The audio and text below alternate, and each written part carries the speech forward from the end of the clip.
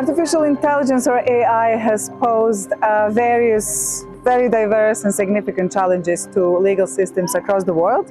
So if I had to emphasize or single out a couple of main challenges, I would say that the first ones would be the questions of accountability, responsibility, and liability of autonomous systems, including the questions around their decision-making and what happens if those decisions create harm, if something goes wrong, who is responsible in those cases, how do we attach liability, and how can we make a claim for damages or other claims under civil and criminal law in legal systems. And there are, of course, significant questions in specific areas of law, such as data protection and privacy. But generally, AI does affect all areas of law, including some of the very traditional or quite old areas of law, such as the law of property or succession or contracts. So AI will affect those and anything else that you can imagine. And this is growing, and it will be more and more significant as the technology develops.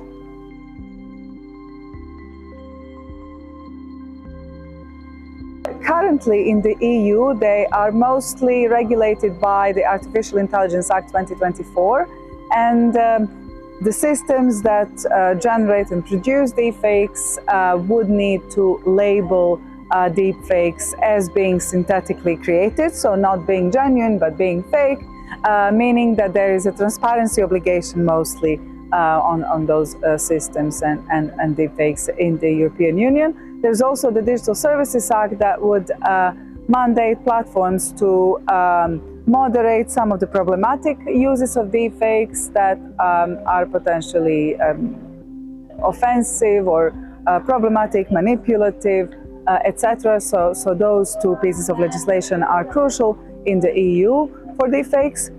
In the UK, there is a different situation slightly, especially as the UK is no longer part of the EU, so there isn't an AI act or an AI law comparable to the EU, but remedies for deepfakes, if someone feels that their reputation or privacy or data protection has been violated by the use of deepfakes, the remedies could be found in data protection law, privacy law, defamation law, potentially. But again, these solutions are more reactive after things go wrong with deepfakes rather than proactive, so there aren't prohibitions in either the UK or the EU for the use of deepfakes.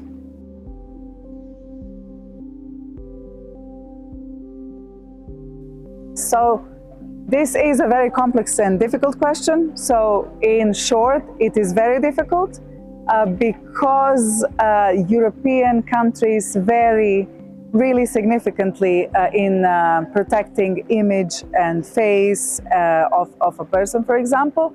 So mostly this will fall under the data protection and privacy law. So biometric characteristics of a person's face would be considered personal data. And finally, some countries like France, they have strong image rights protections, but again, there is a question of enforcement and how much the protections are used by individuals and how complex the use of those image rights practically are. So in short, protections are quite, again, patchwork and difficult to use.